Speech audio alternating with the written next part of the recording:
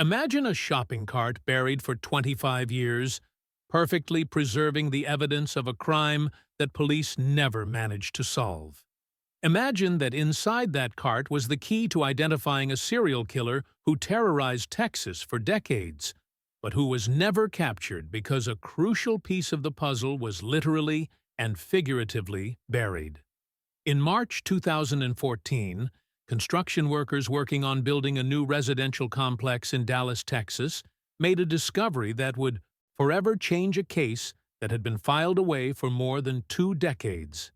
At 6 feet deep, perfectly preserved by the clay soil of Texas, was a Walmart shopping cart containing evidence of a crime that had remained unsolved since 1989. If you are watching this video, please subscribe to the channel and activate the notification bell. What you are about to discover will show how the Earth can keep secrets for decades, and how the persistence of modern technology can bring justice, even when everything seems lost forever. This is the story of Amanda Davis, a 31-year-old single mother who disappeared from a Walmart parking lot on a cold November night in 1989. For 25 years, her 2 young daughters grew up without knowing what had happened to the mother they loved.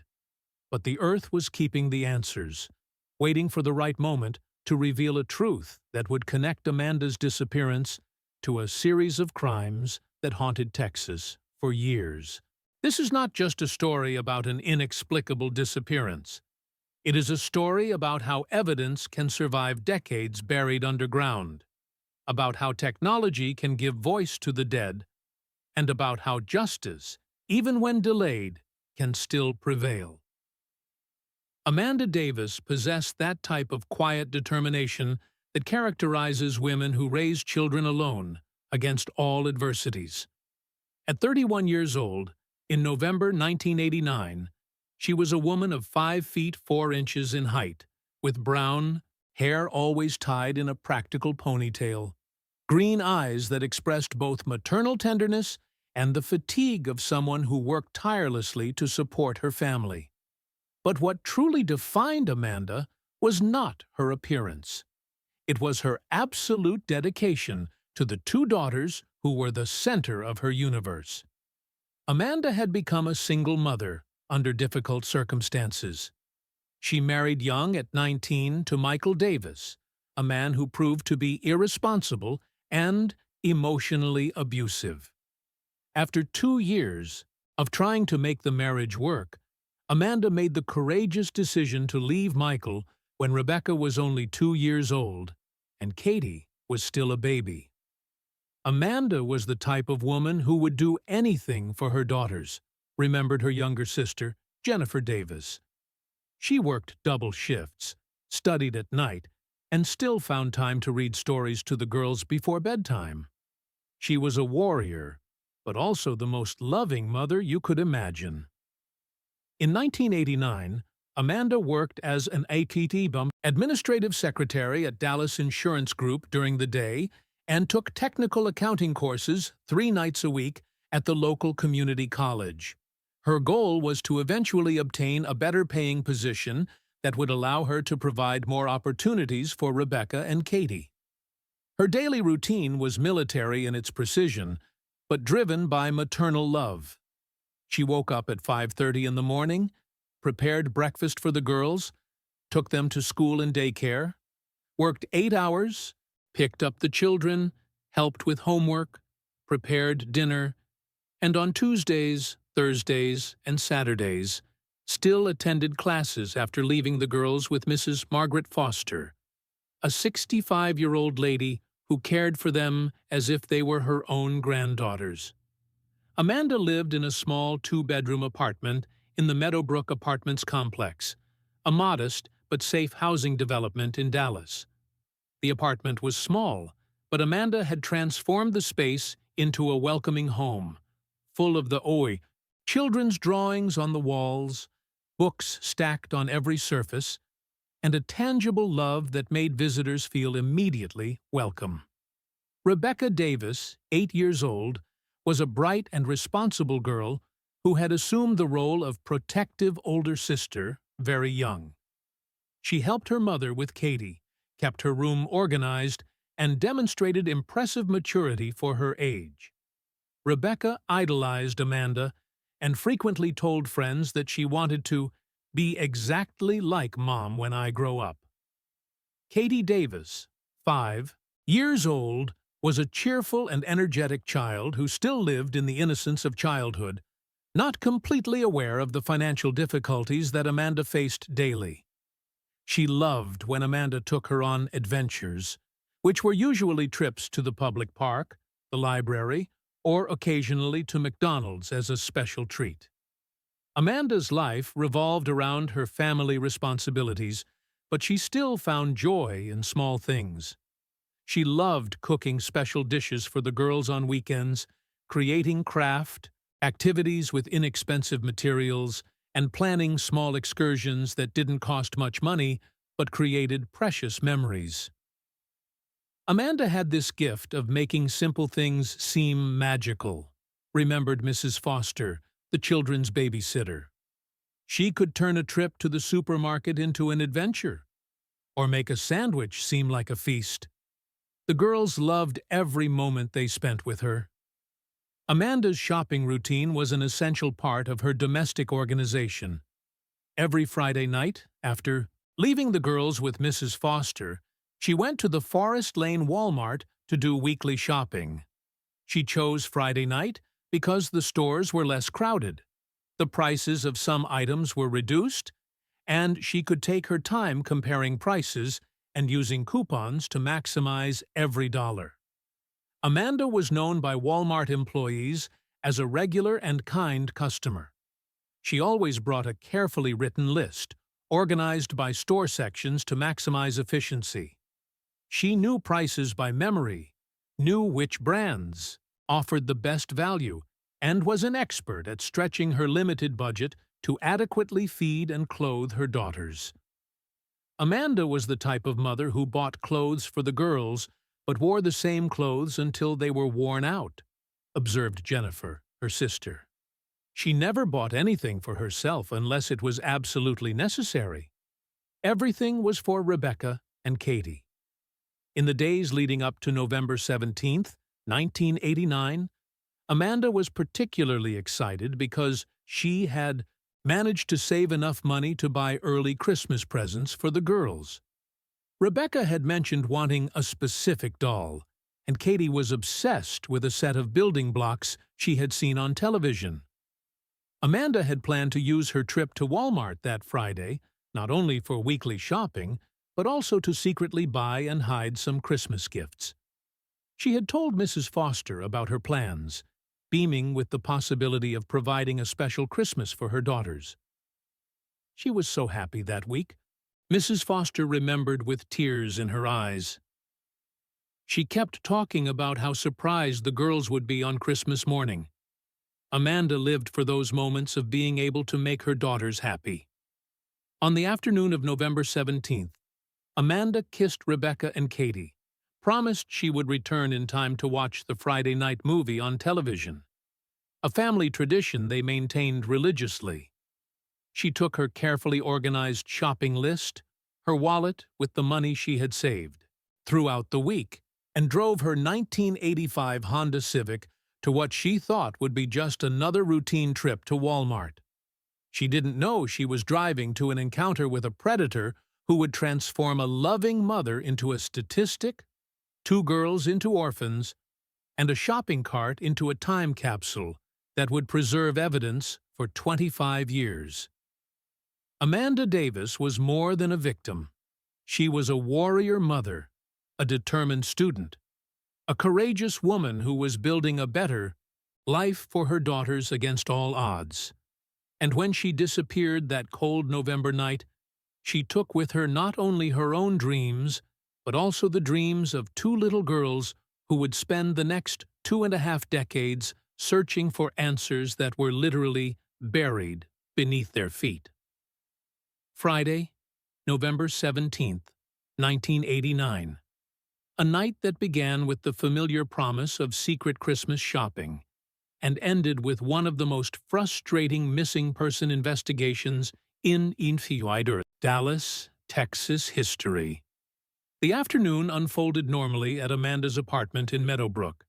Rebecca had come home from school with an animated story about a science project she was working on, and Katie was eager to show her mother a drawing she had made at daycare, a family of 3 people holding hands under a bright yellow sun.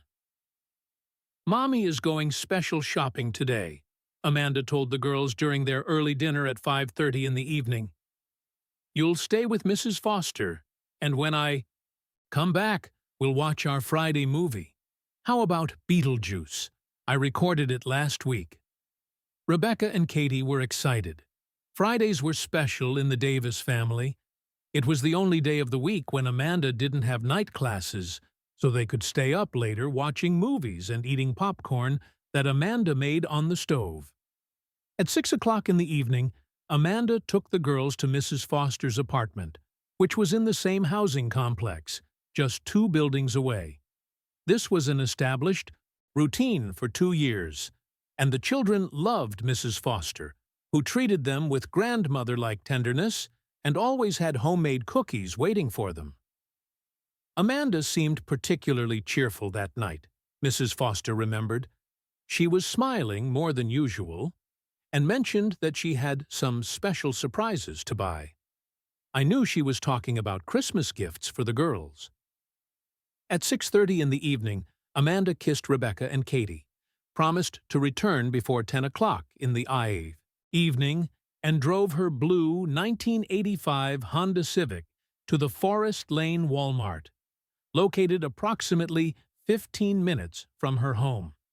The Forest Lane Walmart was one of the first supercenters in the chain, a massive construction that had opened only 3 years earlier, and quickly became the favorite shopping destination for working-class families in the area. The parking lot could accommodate hundreds of cars, but on Friday night, especially in late November with Christmas shopping approaching, it was only moderately full. At 7 o'clock in the evening, Walmart security cameras captured Amanda entering the store, pushing a shopping cart. The recordings showed a woman who appeared relaxed and purposeful, frequently consulting a folded piece of paper she carried in her hand. During the next 2 hours, Amanda methodically moved through the store. Employees who knew her as a regular customer saw her in the grocery sections, cleaning products, and children's clothing. She seemed to be doing her usual shopping, but also spent time in the toy section, carefully examining items and checking prices. At 8:45 in the evening, Amanda went through checkout number 7, operated by Tracy Martinez, a 22-year-old employee who recognized Amanda as a regular customer. She was buying more things than usual, Tracy remembered, mainly food and household products, but also some toys that she asked to be wrapped separately. She seemed excited and mentioned that she was starting Christmas shopping early this year. Amanda paid $127.43 in cash, a significant amount for someone with her limited budget, but she had been saving specifically for this occasion. She received her change, carefully stored the receipt in her wallet, and pushed her loaded cart toward the exit. The internal security cameras captured Amanda leaving the store at 8:52 in the evening, pushing a cart full of bags.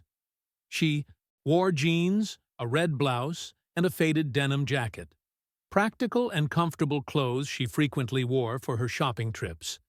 This was the last clear image of Amanda Davis alive.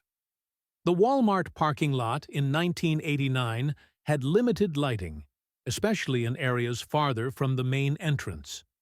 The external security cameras were few and of low quality, covering only areas immediately adjacent to the store entrances. At 10:30 in the evening, approximately 1.5 hours after, Amanda had been seen leaving the store. A Walmart employee doing a security round in the parking lot found an abandoned shopping cart in row J, west section of the parking lot, a relatively isolated area under a light that was not working properly. The cart contained shopping bags that clearly belonged to Amanda. Food products, cleaning supplies, children's clothes, and the carefully wrapped toys she had bought for her daughters. But there were also disturbing signs. Some bags were torn, products were scattered on the ground around the cart, and, most alarming of all, Amanda's purse had completely disappeared. There was no sign of Amanda anywhere. The employee immediately contacted store management, who in turn contacted the Dallas police at 10:45 in the evening. Detective Kevin Anderson arrived at the scene at 11:15 in the evening, accompanied by two uniformed officers. His first impression was that some type of confrontation had occurred. The scattered, shopping, and torn bags suggested a struggle, or at least a hurried departure. But there was no obvious evidence of violence. There was no visible blood. There were no signs that Amanda had been dragged, and there were no clear traces of additional vehicles in the immediate area around the abandoned cart. The initial investigation of the scene revealed some puzzling clues.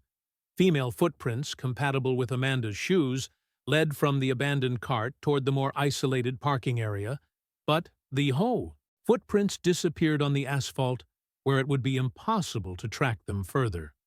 Even stranger, expensive products that Amanda had bought, including the Christmas toys, remained in the cart. If the motive was robbery, why would a criminal leave valuable items behind? At 11:30 in the evening, when Amanda had not returned to pick up Rebecca and Katie, Mrs. Foster began to worry seriously. Amanda never, ever arrived late without warning, especially when it came to her daughters. Mrs. Foster called Amanda's apartment several times, but no one answered. She then called Jennifer, Amanda's sister, who immediately knew something was terribly wrong. Amanda was obsessively punctual when it came to the girls, Jennifer explained. If she said she would return at 10 o'clock, she would be there at 9:55. The fact that she was 2 hours late without calling meant something terrible had happened. At midnight, Jennifer arrived at Walmart to find police investigating her sister's abandoned cart. The sight of the scattered shopping and Amanda's total absence was devastating. The discovery of the abandoned cart in the Walmart parking lot triggered an immediate and massive response from the Dallas Police Department. Detective Kevin Anderson, a 12-year veteran specializing in violent crimes, took over the primary investigation with the disturbing intuition that he was dealing with something more sinister than a robbery gone wrong. The first priority was to preserve the scene and collect all possible evidence. In 1989, forensic technology was limited compared to modern standards, but investigators did everything within their power with available resources. Detailed photographs were taken of the cart and surrounding area. Fingerprints were collected from the cart, although with little success, due to the large number of people who typically touch shopping carts. Soil samples were collected from areas where Amanda's footprints were visible. More importantly, all items in the cart were carefully catalogued and preserved as evidence. Amanda's shopping receipt was found in one of the bags, confirming that she had made the purchases only hours before disappearing. The first theory investigated was kidnapping during robbery. Large store parking lots were known as targets for criminals who targeted people leaving with valuable purchases, especially women alone at night. But this theory quickly encountered problems. Why would a thief leave behind expensive toys and other valuable items? Why was there no evidence of significant violence at the scene? And more importantly, why choose Amanda, who clearly did not appear to be a particularly lucrative target? The second line of investigation focused on the possibility that Amanda had been specifically targeted, possibly by someone who knew her or had observed her shopping routines. The fact that she was a regular Walmart customer, always shopping on the same night of the Eat-A week, could have made her activities predictable to a predator. Investigators interviewed all Walmart employees who were working that night. Tracy Martinez, the cashier who had served Amanda, provided a detailed description of her appearance and behavior, confirming that she seemed normal and unconcerned. Amanda was acting like she always acted, Tracy said. Friendly, polite, focused on her shopping. She definitely didn't seem nervous or like she was expecting to meet someone. The investigation expanded to include other customers who were in the store during the relevant period. Unfortunately, in 1989, stores didn't maintain detailed transaction records that would allow easy identification of other people who were shopping at the same time. A significant discovery came from analysis of the limited security recordings that existed. Although external cameras were inadequate, internal cameras clearly showed Amanda shopping alone and not interacting with anyone in an unusual way. But careful review of the recordings revealed something concerning. An unidentified man appeared in several background scenes while Amanda was shopping. He never approached her directly, but seemed to be in the same section of the store with suspicious frequency. The man was described as Caucasian, between 30 and 40 years old, medium height, wearing dark casual clothes. More importantly, he didn't appear to be actually shopping. He was never seen picking up items or interacting with employees. He seemed to be watching, Detective Anderson concluded. Not shopping, not looking for specific products, just watching. Unfortunately, the quality of 1989 recordings made specific identification impossible. The man frequently kept his face turned away from cameras, and his overall appearance was too generic to generate a useful composite portrait. The third line of investigation examined Amanda's personal life for possible connections to her disappearance. Investigators conducted extensive interviews with family members, friends, work colleagues, and other students in her night classes. What emerged was a consistent portrait of a woman without known enemies. Amanda was universally described as kind, hard-working, dedicated to her daughters, and focused on improving her life situation through education. Her ex-husband, Michael Davis, was naturally investigated as a potential suspect, but he had moved to Houston 2 years earlier and had solid alibis for the night of the disappearance. Additionally, there was no evidence that he had maintained any contact with Amanda since the divorce. The investigation also explored the possibility that Amanda had become the target of a serial predator. In the late 80s, several women had disappeared under similar circumstances throughout Texas. Women alone approached in store parking lots, often leaving behind cars or personal belongings. But connecting these cases was difficult without physical evidence or clear patterns. Each police agency was dealing with their own local cases, and communication between jurisdictions was limited. The impact of Amanda's disappearance on Rebecca and Katie was devastating. The girls, 8 and 5 years old, couldn't understand how their mother could simply vanish. They kept asking when Mommy would come home, and refused to accept that something terrible could have happened. Jennifer Davis assumed custody of the girls, moving into Amanda's apartment to minimize disruption in their lives. But nothing could really ease the trauma of losing the most important person in their young lives. Rebecca became extremely protective of Katie, Jennifer observed. She assumed a maternal role that was too heavy for an 8-year-old child.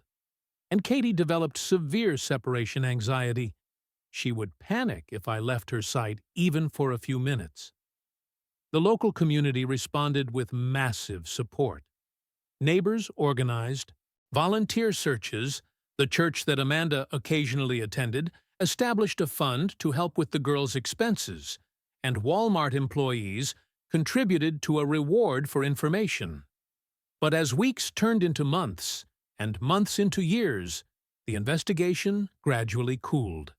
Without significant physical clues, without witnesses to the actual crime, and with limited forensic technology, Amanda Davis's case joined the growing list of unresolved missing persons. In December 1991, 2 years after the disappearance, The case was officially reclassified as inactive. Detective Anderson had followed hundreds of leads, interviewed more than 200 people, and dedicated thousands of hours to the case, but without success. Amanda Davis deserved justice, he said years later. She was a good mother, a good person, and someone took her from this world. The fact that we never managed to give answers to her family continues to bother me to this day. Amanda's shopping cart, along with all collected evidence, was carefully preserved in the Dallas Police Evidence Warehouse. No one could predict that that cart, 25 years later, would finally reveal the secrets it had kept for decades. The 25 years that followed Amanda Davis's disappearance were an excruciating journey through prolonged grief, relentless searching for answers, and the slow reconstruction of lives shattered by an absence that was never explained. Rebecca Davis, who was only 8 years old when her mother disappeared, grew up carrying emotional responsibilities that were too heavy for a child. As the older sister, she instinctively assumed a protective role with Katie, but also became a kind of guardian of Amanda's memory for both of them. Rebecca never really had a normal childhood after Amanda disappeared, observed Jennifer Davis, who raised the girls as her own daughters. She was always worried about Katie, always trying to be strong for everyone, always carrying a weight that shouldn't have been hers. During adolescence, Rebecca became obsessed with finding answers about what had happened to her mother. She spent hours at the public library researching similar cases, collecting newspaper articles about missing women, and maintaining correspondence with private investigators who occasionally revisited the case. At 16 years old, Rebecca got a part-time job at the same Walmart where Amanda had disappeared. Store management, aware of the connection, initially hesitated to hire her, but Rebecca insisted that working there made her feel closer to her mother. "I walked through the parking lot every night after work," Rebecca remembered years later. "I would stand in the area where Mom's cart was found, trying to imagine what had happened, looking for clues that everyone else had missed." Katie Davis faced different but equally profound challenges. At 5 years old when Amanda disappeared, her memories of her mother were fragmented and sometimes confused with stories that other people had told. This created a sense of disconnection that haunted her throughout childhood. Katie used to ask if Amanda really existed, Jennifer explained. She sometimes thought maybe she had imagined having a mother because her memories were so vague. It was devastating to see her struggle with that. During high school, Katie developed an interest in criminal psychology, partially motivated by a need to understand the mind of whoever had harmed her mother.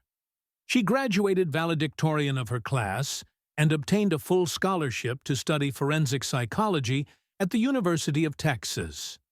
Jennifer Davis dedicated herself completely to raising the girls, but the weight of replacing Amanda while keeping her memory alive was extraordinarily challenging. She never married, focusing all her emotional and financial energy on Rebecca and Katie. "I knew I could never replace Amanda," Jennifer reflected, "but I could try to honor her memory by being the best guardian possible for her daughters." The family kept Amanda's apartment intact for 5 years after her disappearance. Her clothes remained in the closet, her photographs covered the walls, and her accounting books were stacked on the nightstand exactly as she had left them. In 1995, when financial issues forced a move to a smaller house, Jennifer carefully packed all of Amanda's belongings.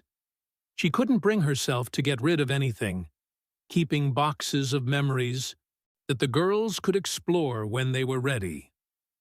The Forest Lane Walmart continued operating during the 90s and early 2000s, but the surrounding area underwent significant changes. The neighborhood, which had been predominantly residential in the 80s, gradually became more commercial as Dallas expanded. In 2010, the Walmart Corporation announced that the Forest Lane store would be closed as part of an operations consolidation in the Dallas metropolitan area.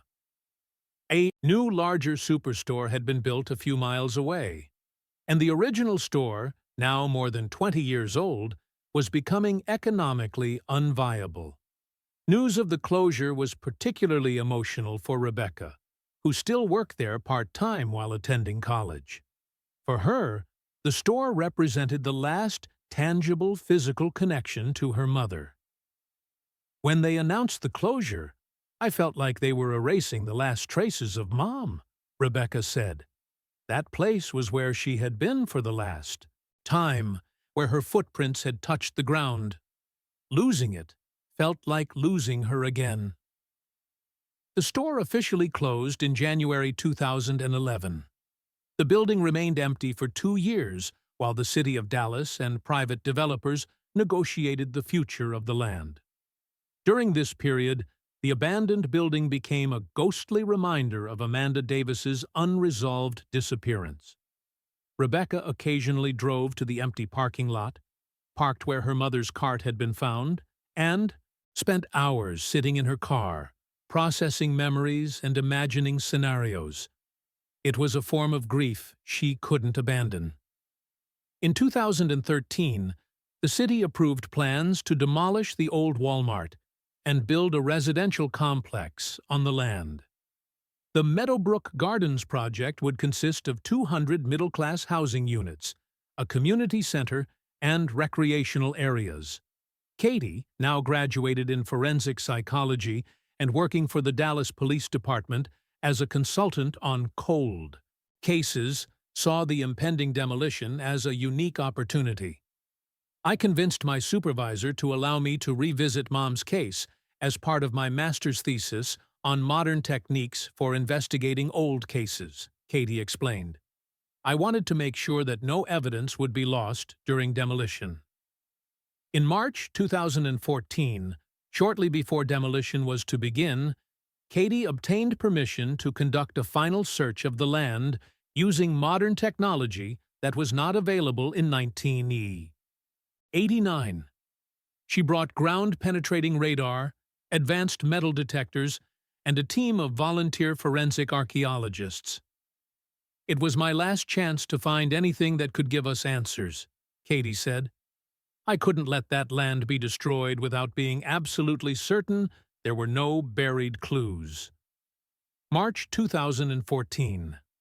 Katie Davis, now a 30-year-old woman with a doctorate in forensic psychology, was about to make the discovery that would change everything she and Rebecca thought they knew about their mother's disappearance. The search began in the parking lot where Amanda's cart had been found 25 years earlier. Katie had meticulously studied the original investigation reports, mapped the exact scene, and identified areas that might have been overlooked during the initial search. In 1989, they didn't have the technology we have today, Katie explained to her team. Ground-penetrating radar was primitive, metal detectors were basic, and forensic archaeology techniques were in their infancy. If there's something buried here, now we have the tools to find it. During the first 2 days, the search revealed only typical parking lot debris: bottle caps, lost coins, metal fragments from cars. But on the morning of the 3rd day, ground-penetrating radar detected a significant anomaly approximately 50 meters from the area where the cart had been found. The anomaly was at 6 feet deep, much deeper than any casual debris would reach. Its shape and density suggested a large metal object, possibly a shopping cart. My heart was beating so hard I could hear it, Katie remembered. When the radar showed that image, I immediately knew we had found something important. The excavation was conducted with archaeological precision. Each layer of soil was carefully removed and sifted. Each item found was photographed in situ before being collected. At 6 feet deep, exactly where the radar had indicated, the team discovered a Walmart shopping cart completely buried. The cart was in surprisingly good condition. The clay soil of Texas had created anaerobic conditions that preserved both the metal and organic items inside the cart. More importantly, the cart was not empty. Inside the buried cart was Amanda Davis's purse. The brown leather purse, which had disappeared from the original scene in 1989, was perfectly preserved. Inside it were Amanda's wallet, her keys, personal documents, and something that made Katie start crying at the excavation site. A Polaroid photo of Rebecca and Katie that Amanda always carried. But there was more. At the bottom of the cart, wrapped in plastic and preserved for 25 years, was a piece of fabric that clearly did not belong to Amanda. It was a fragment of a men's shirt, dark blue, with stains that preliminary tests indicated were blood. More significantly, there were hair strands caught in the fabric, hair that clearly was not Amanda's. Whoever attacked my mother buried evidence, Katie realized. He thought he was getting rid of evidence forever, but he was actually preserving it perfectly. Modern forensic analysis of the fabric and hair revealed a complete DNA profile of Amanda's attacker. The DNA was immediately entered into the National CODIS, Combined DNA Index System, database, which didn't exist in 1989. Within hours, there was a match.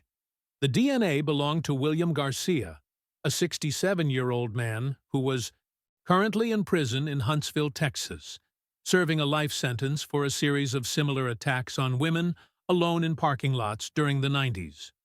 Garcia had been arrested in 1995 for attacking a woman in a shopping mall parking lot in Houston. During the investigation of that case, authorities discovered evidence linking him to at least 6 other similar attacks throughout Texas between 1988 and 1994. But Amanda Davis's case had never been connected to the series because the crucial evidence, the fabric with DNA, was buried 6 feet deep in a cart that no one knew existed. When confronted with the DNA evidence from Amanda's cart, Garcia initially denied involvement, but faced with irrefutable scientific evidence, he eventually confessed not only to the attack on Amanda, but detailed how he had observed her shopping routines for weeks before attacking her. He was a calculating predator, explained Detective Martinez, who had taken over the renewed investigation. He chose victims by observing their patterns, waiting for the perfect moment when they were most vulnerable. Garcia revealed that he had followed Amanda from inside the store that night, waited until she reached her car in the parking lot, and then attacked her. During the struggle, Amanda had scratched his face and torn his shirt, creating the DNA evidence that would eventually convict him. After killing Amanda, Garcia had buried her body in a remote location that he refused to reveal, even decades later. But he had buried her purse and the evidence of the struggle in the parking lot, thinking that no one would ever dig so deep in a commercial parking lot. The discovery of the buried cart not only solved Amanda Davis's murder, but also provided additional closure for the families of his other victims. Garcia was charged with Amanda's murder and, at 67 years old, died in prison before the case could go to trial. For Rebecca and Katie Davis, now women of 33 and 30 years old respectively, the discovery brought both relief and renewed pain. Finally, they had answers about what had happened to their mother, but they also had to confront the brutal reality of her violent death. "Knowing is better than not knowing," Rebecca said during an interview after the discovery. "We spent 25 years imagining scenarios, hoping that maybe she was alive somewhere. Now we know the truth, and we can finally begin to truly grieve." The Earth had kept Amanda Davis's secrets for a quarter of a century, perfectly preserving the evidence that eventually brought justice. Her shopping cart, buried by a killer who thought he had destroyed all evidence of his crime, became a time capsule that finally gave voice to the silent victim. The discovery of Amanda Davis's buried shopping cart revealed much more than evidence of a single crime. It unraveled a network of violence that had operated in Texas for almost a decade, without complete detection. William Garcia was what criminologists call an opportunistic serial killer, a predator who targeted vulnerable women in public places, but who was intelligent enough to vary his methods and locations to avoid obvious patterns that would alert authorities. Modern forensic analysis of the evidence from the cart allowed investigators to definitively connect Garcia to at least 8 murders of women alone in store parking lots between 1988 and 1994. Amanda Davis was his second known victim, but probably not the first. Garcia developed a specific method, explained criminal profiler Dr. Sarah Thompson. He observed women, learned their routines, and attacked when they were most isolated. The fact that he buried evidence suggests planning and awareness that he was committing serial crimes. Most disturbing was the discovery that Garcia had worked as a maintenance technician for several store chains during the 80s and 90s. This position gave him legitimate access to parking lots and service areas, allowing him to observe potential customers without arousing suspicion. For Rebecca and Katie Davis, the resolution brought complex closure. They finally had answers about their mother's fate, but also discovered that she had been the victim of a serial predator who had chosen multiple families to devastate. Part of me always hoped that maybe Mom was alive somewhere, with amnesia or something like that, Katie admitted. Discovering the truth was devastating, but also liberating. Now we can stop searching and start truly honoring her memory. Rebecca used her experience to become an advocate for families of violent crime victims. Katie continued her career in forensic psychology, specializing in cold cases and modern investigation techniques. The land where the Walmart had operated was eventually developed as planned, but the city of Dallas installed a memorial at the site where Amanda's cart was discovered. The simple plaque reads, "In memory of Amanda Davis and all victims of violence, may their stories never be forgotten." Modern technology had given voice to a victim who remained silent for 25 years. The shopping cart that Amanda pushed on the last night of her life became the instrument of her posthumous revenge, perfectly preserving the evidence that eventually brought justice. Sometimes the earth keeps secrets better than the living, and sometimes, even after decades, buried, the truth finds its way back to the surface. The case of Amanda Davis stands as a testament to the power of persistence, the advancement of forensic science, and the unwavering love of daughters who never stopped seeking answers. Her shopping cart, which began as a simple tool for buying Christmas presents for her beloved daughters, became the key that unlocked 25 years of silence and brought a serial killer to justice. In the end, Amanda Davis did get her justice, delivered not by the living, but by the earth itself, which kept her secrets safe until technology could finally give her voice back and ensure that her story and her love for Rebecca and Katie would never be forgotten.